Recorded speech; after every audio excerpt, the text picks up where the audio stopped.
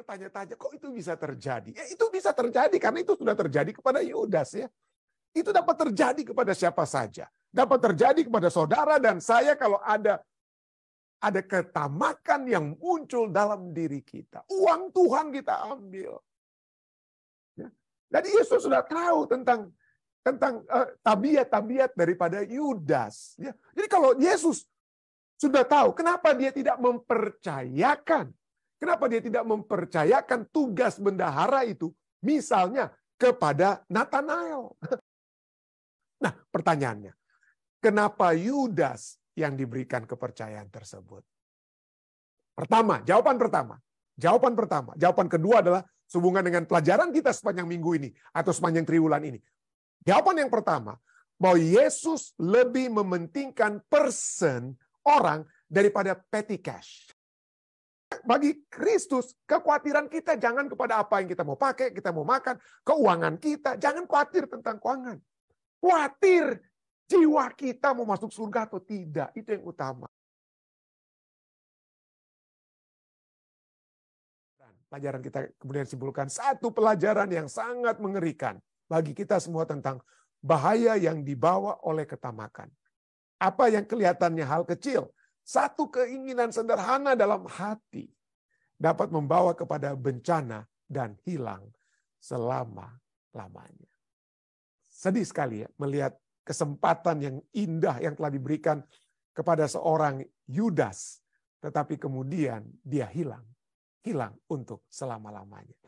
Mari kita lihat sedikit ya tambahan pelajaran kita. Mari kita lihat sedikit kenapa, khususnya untuk menjawab pertanyaan kenapa kok Tuhan memberikan kepercayaan. Oke, ini kata kuncinya. Saya ingin ingatkan. Kenapa Tuhan memberikan kepercayaan kepada Yudas untuk menjadi bendahara? Ya. Kalau kita mungkin, apalagi kita yang sudah baca Alkitab, kalau Anda murid-murid Yesus di zaman dahulu, mereka percaya sekali sama Yudas. Tapi kita kan sudah mengetahui akhir dari kisah Yudas ya. Tapi murid-murid Yesus zaman dahulu itu sangat mengagungkan Yudas. Mereka itu sangat bangga bahwa Yudas menjadi murid Yesus. Ya, Yudas menjadi murid itu sangat dibanggakan oleh murid-murid yang lain. Itu mengangkat status mereka juga pada saat Yudas datang untuk menjadi murid-murid Yesus, untuk menjadi salah satu murid Yesus. Jadi mereka senang.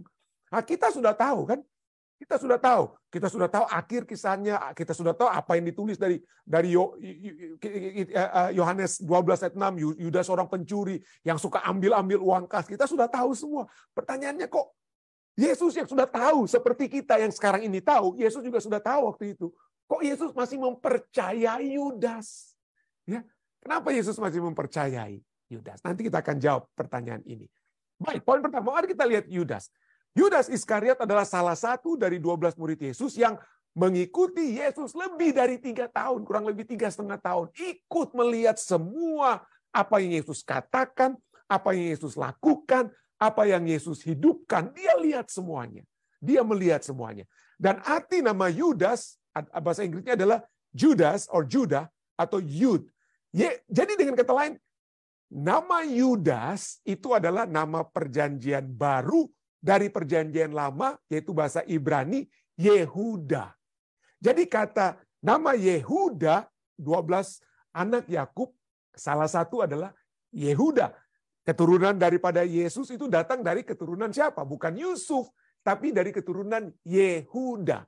Jadi kata Yehuda itu kata Ibrani, kalau di perjanjian baru itu menjadi Yudas. Ya, menjadi Yudas. Seperti di Amerika, David. Di Indonesia menjadi Daud. Jadi sama saja. Jadi Yehuda dan Yudas itu apa? Sama.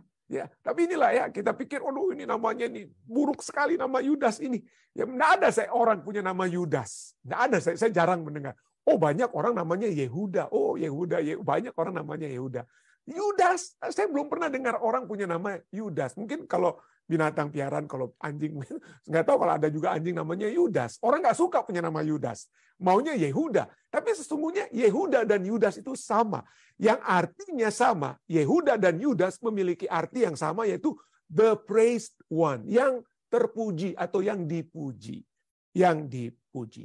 Jadi tidak ada yang salah dengan nama Yudas. Yesus sendiri memiliki saudara satu ayah. Nah, kenapa saya dikatakan satu ibu, satu ayah? Karena kemungkinan besar Yusuf sudah memiliki istri pertama, lalu kemudian meninggal, dan kemudian dia menikah kembali dengan Maria, ibu daripada Yesus. Jadi Yesus sudah memiliki kakak-kakak apa?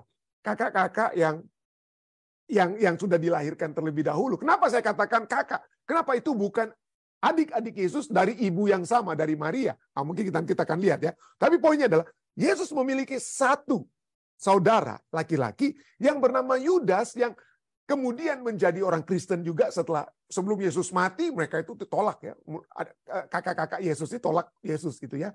Makanya pada saat Yesus disalib, dia harus serahkan ibunya Maria itu ke tangan Yohanes Kekasih. Yohanes muridnya, bukan ke kakak-kakaknya ya. Karena kakak-kakaknya seperti Yakobus dan Yudas itu belum jadi Kristen. Pada saat baru Yesus bangkit, baru mereka bertobat ya. Jadi salah satu kakaknya bernama Yudas, penulis kitab Yudas. Seperti juga Yakobus, penulis kitab Yakobus. Itu kakak-kakak Yesus. Itulah Matius 13:55 katakan ya. Bukankah iya waktu Yesus datang kembali ke tempat asalnya ya. Orang-orang di sekitar itu kata, oh bukankah dia ini Yesusnya anak tukang kayu. Bukankah ibunya bernama Maria dan saudara-saudaranya adalah Yakobus, Yusuf, Simon, dan apa? Yudas. Jadi Yudas itu ada nama yang baik, saudara. Nah, kenapa saya katakan mereka ini kok bukannya adik Yesus? Kok kalau Anda membaca ya, Anda membaca Markus 3:21 sampai masuk Markus 3, ya Markus 3:21 sampai 36 dan Yohanes 7 ayat 3 sampai 5, Anda akan dapati bagaimana pada saat Yesus sedang melayani, kakak saudara-saudaranya ini datang dan apa? Marah-marah Yesus, perintahkan, kamu ini kan bikin malu kita, ya pulang. Ya itu kalau adik nggak biasa ngomong begitu. Di zaman Yesus tuh nggak boleh adik-adik berkata demikian kepada kakak. Adik tuh harus hormat kepada kakak. Jadi kakak-kakaknya ini perintah-perintah Yesus itu karena dia kakak. Karena mereka itu kakak. Itulah sebabnya banyak ahli Alkitab katakan bahwa Yudas, Yakobus itu adalah kakak Yesus, bukan adik daripada Yesus yang berasal dari anak-anak Yusuf dari istri yang pertama. Tapi itulah poinnya. Kembali ya, kita bukan bicara tentang Yesus dan keluarganya ya. Tapi Yudas itu nama yang bagus. Nama yang bagus. Kita bahkan punya kitab Yudas. Ya, kitab Yudas. Ada kitab Yudas ya. Jadi, nah, pernyataan Yesus kita sudah lihat bagaimana dia sudah mengenal Yudas. Kita sering mendengar kalimat ini ya. Pada saat Yesus berkata dalam Matius 8 ayat 22 ya. Serigala mempunyai liang dan burung mempunyai sarang, tetapi anak manusia tidak mempunyai tempat untuk meletakkan kepalanya. Ini bukan hanya diberikan kepada ada satu orang ahli Taurat yang bertanya, tapi juga pada saat yang bersamaan menurut Desire of Ages halaman 293 itu ditujukan juga kepada Yudas. Pada saat Yudas itu datang kepada Yesus untuk menjadi murid Yesus. Diulangi pernyataan yang sama itu diulangi juga kepada Yudas ya. Ya, seperti yang ditulis dalam Matius 8 ayat 20. Desire of Ages halaman 293, Ellen White tuliskan, pada waktu Kristus sedang menyediakan murid-muridnya untuk pelantikan, untuk dilantik mereka menjadi murid. Seorang yang tidak dipanggil, mendesakkan dirinya di antara mereka, ingin jadi murid juga. Itulah Yudas Iskariot, seorang yang mengaku dirinya pengikut Kristus.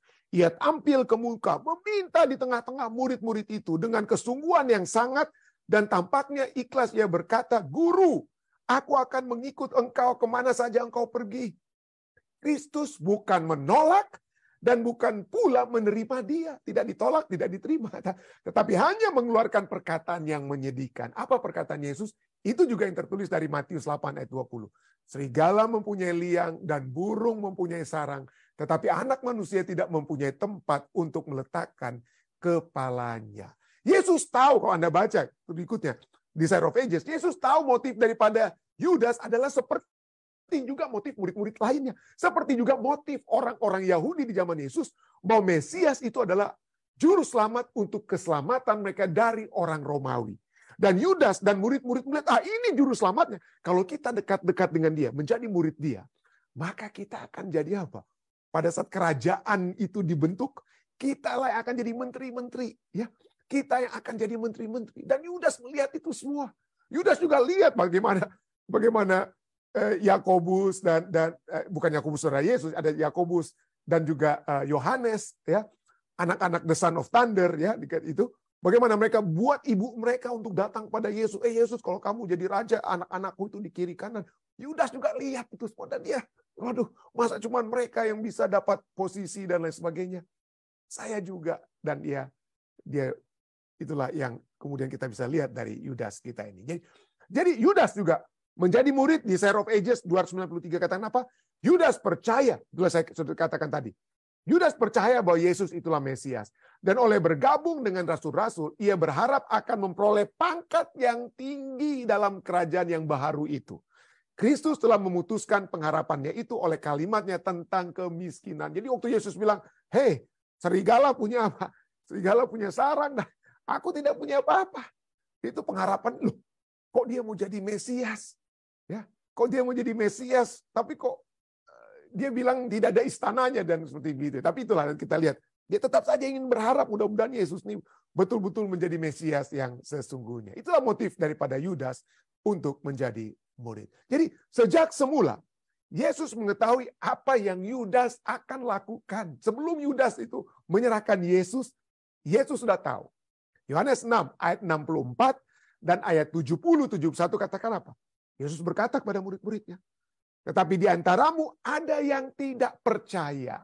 Oke, kok ya? Nah, kita ingat pembahasan kita, kenapa Yesus percaya kepada Yudas, ya? Padahal Yesus sendiri berbicara tentang Yudas yang tidak percaya. Ya. Ada di antaramu yang tidak percaya.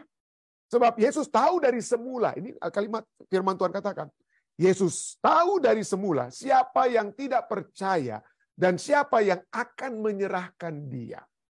Lalu kemudian di ayat 70 Yesus berkata, bukankah aku sendiri yang telah memilih kamu yang ke-12 ini? Yang 12 ini. Namun sekarang di antaramu adalah iblis. Langsung dia Yesus tidak apa? Tidak tendeng aling-aling. Yesus katakan ada di antaramu adalah iblis. Dan betul ayat berikutnya katakan bagaimana di dalam pada saat dia menjual Yesus setelah perjamuan perjamuan terakhir, setan merasuki Yudas. Ya. Jadi betul Yesus katakan ada di antaramu adalah iblis. Ayat 71. Yohanes 6 ayat 71 katakan yang dimaksudkannya ialah Yudas, anak Simon Iskariot. Sebab dialah yang akan menyerahkan Yesus. Dia seorang di antara kedua belas murid itu. Jadi Yesus tahu siapa Yudas. Ya. Yesus tahu. Dan dia sebutkan Yudas itu disebut iblis. Ya. Cukup menarik. Kenapa saya tekankan kata iblis. Ya. Yudas disebut iblis. Tetapi dia juga sebelumnya telah diberikan kuasa untuk mengusir iblis. Oke? Telah diberikan kuasa untuk mengusir iblis. Ada kesempatan dia melakukan mujizat, saudara. Jadi kalau kita berpikir bahwa autentikasi daripada kita sebagai murid Yesus adalah orang yang melakukan mujizat, hati-hati. Yudas juga pernah melakukan mujizat. Ya. Tapi dia juga disebut iblis. Dia telah melakukan mujizat, dia telah diberikan kuasa untuk mengusir iblis. Matius 10 ayat 1 katakan, Yesus sebelum dia kirim murid-muridnya untuk menginjil ya. Yesus memanggil ke-12 muridnya dan memberi kuasa, ada kuasa kepada mereka untuk mengusir roh-roh jahat dan untuk melenyapkan segala penyakit dan segala kelemahan. Jadi jangan Anda langsung berpikir, waduh ini evangelis, ini pendeta, ini jago dia. Jagonya kenapa? Waduh, kalau dia berdoa atau kalau dia bikin ini orang sembuh dan lain sebagainya. Oke, tentu saja. Itu bisa dapat kuasa juga dari surga. Tapi bukan berarti itu satu hal yang menjadi autentikasi bahwa kita adalah orang yang sudah diperbaharui atau sudah dilahirkan kembali. Kenapa? Karena inilah Yudas ini ya. Yudas juga ya bukan hanya bisa mengusir setan dan melenyapkan segala penyakit dan kelemahan, dia juga daripada murid-muridnya dia menjadi bendahara. Dia bukan hanya dapat kuasa mujizat, tapi berkuasa menjadi apa? Sebagai bendahara daripada Yesus. Yohanes 12 ayat 6. Hal ini dikatakannya bukan karena Yudas. Kita sudah baca tadi waktu peristiwa pada saat Maria mengurapi Yesus ya. Hal ini dikatakannya bukan karena si Yudas memperhatikan nasib orang-orang miskin, melainkan karena ia adalah seorang pencuri. Aduh, keras sekali dikatakan. Ia seorang pencuri. Ia sering mengambil uang yang disimpan dalam kas yang dipegangnya. Ingat, murid-murid Yesus ini, Yesus tidak pernah pegang uang. Ya, dia tidak pernah memberikan uang. Kita sudah pelajari itu lalu ya. Apa Yesus pernah memberikan uang? Yesus tidak pernah memberikan uang karena dia memberikan dirinya. Kita sudah pelajari pelajaran kita itu lalu.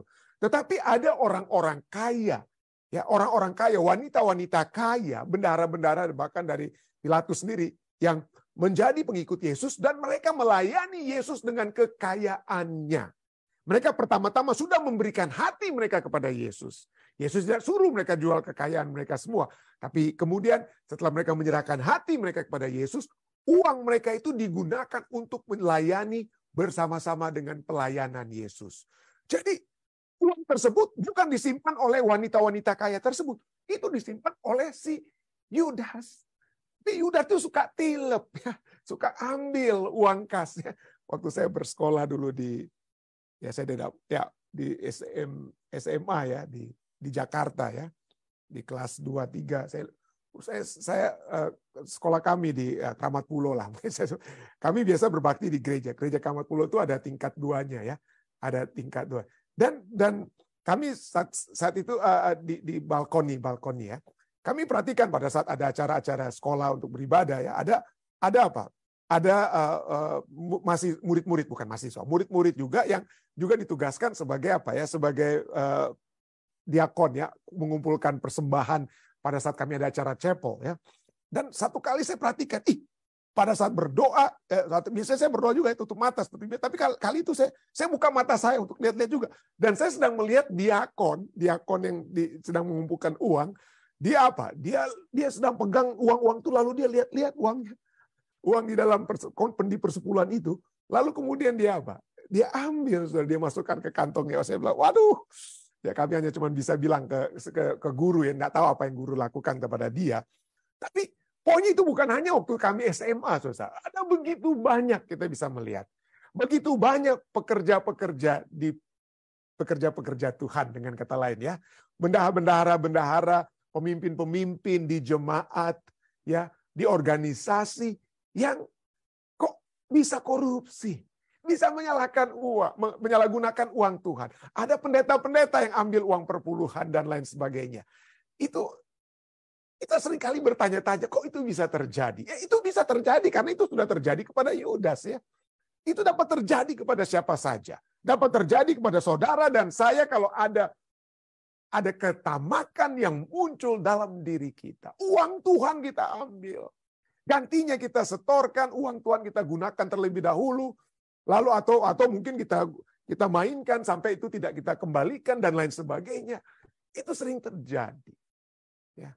Sering atau bukan sering, mungkin dapat terjadi. Jadi dengan kata lain, poinnya adalah kenapa Yudas diberikan kepercayaan tersebut. Ya, kalau Tuhan sudah tahu, kita sudah lihat, Tuhan sudah tahu ya. Tuhan sudah tahu bahwa Yudas ini adalah apa?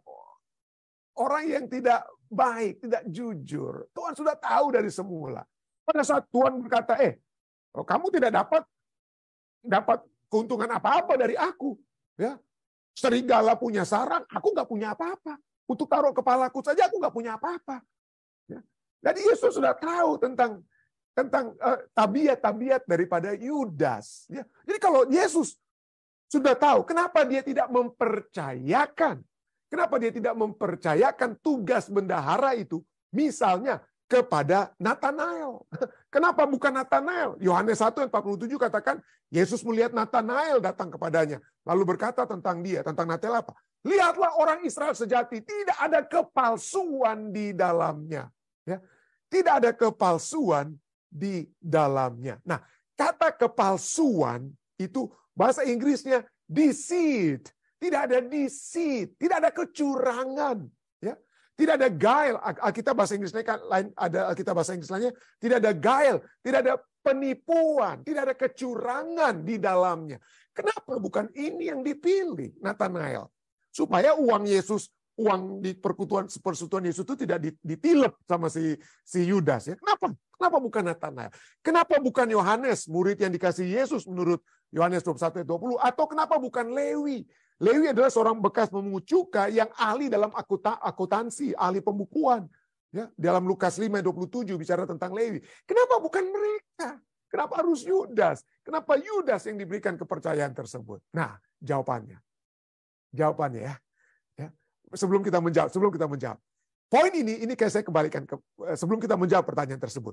Kita lihat bahwa asosiasi keagamaan, Anda adalah pendeta jemaat, Anda adalah bendahara jemaat, itu asosiasi keagamaan ya. Ataupun praktek-praktek keagamaan, ya Anda melakukan mujizat ya, praktek keagamaan dan mujizat, Anda berdoa, Anda mujizat. Orang-orang Farisi di zaman Yesus katakan apa? Oh, jago mereka berdoa, tapi mereka apa? Ambil mencurangi janda-janda. Ya. Jadi praktek keagamaan, berdoa, orang yang punya jabatan gereja, orang yang melakukan mujizat, bukanlah satu bukti pasti dari kelahiran kembali. Bukanlah satu bukti pasti dari orang yang dilahirkan kembali. Yudas punya kuasa untuk menyembuhkan. Diberikan kuasa untuk menyembuhkan, diberikan kuasa untuk melenyapkan penyakit, mengusir setan. Ya. Ada mujizat yang dia buat. Tapi itu bukan berarti dia telah menjadi anak Tuhan. Ya. Bukan merupakan bukti bahwa dia telah dilahirkan kembali. Nah, pertanyaannya, kenapa Yudas yang diberikan kepercayaan tersebut? Jawaban pertama. Jawaban kedua adalah sehubungan dengan pelajaran kita sepanjang minggu ini atau sepanjang triwulan ini. Jawaban yang pertama, bahwa Yesus lebih mementingkan orang daripada petty cash. Oke. Yesus lebih mementingkan manusia, lebih mementingkan person daripada uang, petty cash atau money box. Ya. Itu fokus Yesus, itu bukan kepada uang. Yesus bukan seorang pemimpin yang pikir, aduh, bendahara saya ini jujur atau enggak nih ya? Mudah-mudahan saya harus audit terus nih bendahara saya ini supaya ketahuan kalau dia curang atau enggak. Ya. Yesus fokusnya bukan uang. Oke, tentu saja. Itu satu hal yang penting, ya. Makanya ditulis dia adalah seorang pencuri. Tapi fokusnya adalah bagaimana orang-orang yang memiliki tabiat mencuri ini dapat diselamatkan. Itu yang menjadi fokus Yesus. Bukan untuk membuktikan berapa uang yang Yudas sudah curi bulan ini. Ya. Tentu saja itu perlu. Ya, kita perlu untuk mempertanggungjawabkan. Ya, mempertanggungjawabkan apa yang Tuhan sedang percayakan pada kita. Tetapi lebih daripada itu, ada yang lebih penting. Ada yang lebih penting daripada mengaudit pengeluaran, pemasukan pengeluaran yang dibuat atau pembukuan daripada Yudas. Yang lebih penting daripada pembukuan Yudas adalah si Yudas, tukang buku tersebut. Mentingkan person daripada petty cash. Dengan pengajaran, dengan pelayanan, dengan bukti kehidupannya, Yesus berusaha agar Yudas dapat memilih untuk bertobat dan berbalik. Yesus ingin mentobatkan Yudas. Walaupun kelihatannya Yesus sudah tahu Yudas akan menyerahkan, tapi dia tidak akan pernah menyerah sampai Yudas mengambil keputusan untuk bertobat. Itulah sebabnya dalam buku Desire of Ages, Ellen White halaman 645 katakan, sebelum Paskah, Yudas telah bertemu kedua kalinya dengan para imam dan ahli Taurat dan telah menyetujui perjanjian untuk menyerahkan Yesus ke tangan mereka. Yudas menjual Yesus. 30 keping perak, kita sudah sering dengar itu ya. Kita sering baca. 30 keping perak. Dia menyerahkan Yesus tangan mereka. Tapi apa yang Yesus lakukan? Yesus tahu. Dia sudah katakan, di antara kamu akan mengkhianati aku, menyerahkan aku, dan lain sebagainya. Tetapi, Yesus saja, itulah firman Tuhan, buku ini katakan, Yesus saja yang dapat membaca rahasianya. Meskipun demikian, meskipun Yesus tahu pengkhianatan Yudas, ia tidak membeberkan kesalahannya. Yesus lapar bagi jiwanya. Lapar bagi jiwanya. Ia merasakan baginya suatu beban. Ada beban supaya Yudas bertobat ya. Ia merasakan baginya suatu beban sebagaimana yang dirasakannya. Seperti yang dirasakan Yesus bagi Yerusalem ketika ia menangisi kota yang malang itu. Yerusalem, Yerusalem. Dengan ketika Yesus berkata juga, Yudas, Yudas. Hati Yesus berseru, bagaimanakah dapat aku meninggalkan dikau? Bagaimana aku akan meninggalkan dikau? Yudas bertobat.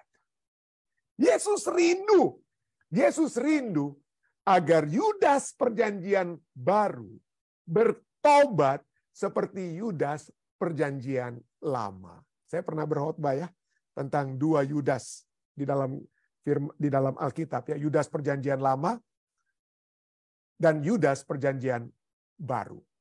Yudas perjanjian lama bukan Yudas tapi Yehuda ya, seperti David and Daud ya, seperti begitu ya.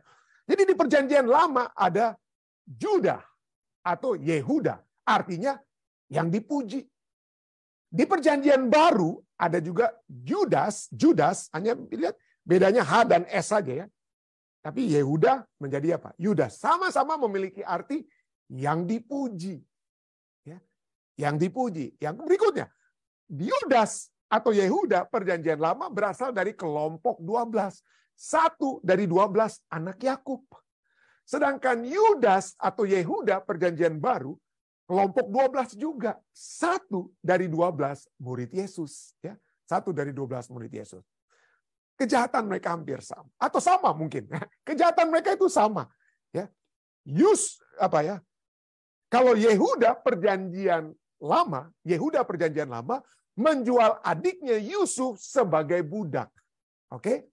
Kejadian 37 ayat 26 sampai 29 dikatakan bagaimana Yehuda yang menjual Yusuf ke orang Midian sebesar 20 keping perak. Banyak orang bertanya, loh, kenapa 20 keping perak? Kalau Anda membaca kitab perjanjian lama, harga apabila Anda mencelakakan seorang budak, lalu budak itu apa Anda celakakan sampai rusak dia itu, Anda harus bayar harga seorang budak itu 30 keping perak. Lalu kenapa si Yusuf dijual hanya 20 keping perak kepada orang Midian?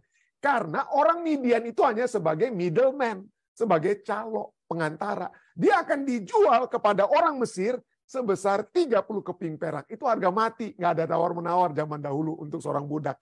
30 keping perak. Jadi 20 keping perak dibeli dari Yehuda. Kemudian diambil untuk 10 keping perak pada saat Yusuf dijual ke orang Mesir. Oke? Nah, bagaimana dengan si Yudas perjanjian baru? Yudas perjanjian baru juga menjual Yesus dengan harga seorang budak. Ya.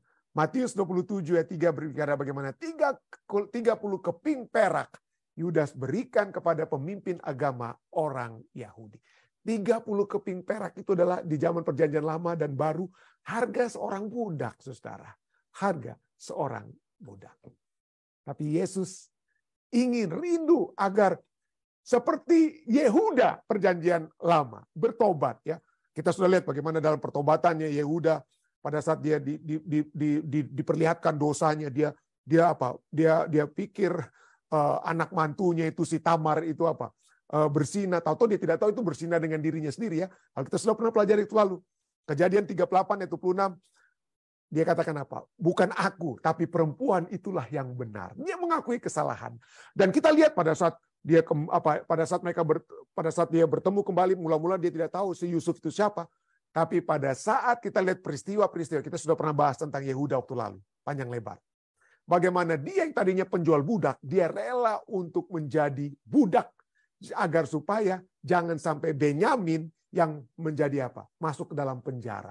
Dia tidak tahan, dia yang membela, dia berusaha untuk membela Benyamin agar Benyamin tidak menjadi budak. Biarlah aku yang jadi budak. Wah, hebat sekali.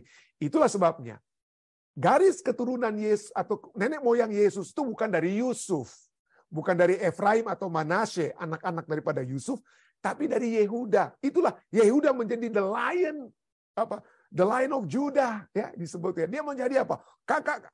Dia kata keluargamu, suku-suku lain akan tunduk kepadamu. Itulah pada saat Yakub memberkati Yehuda.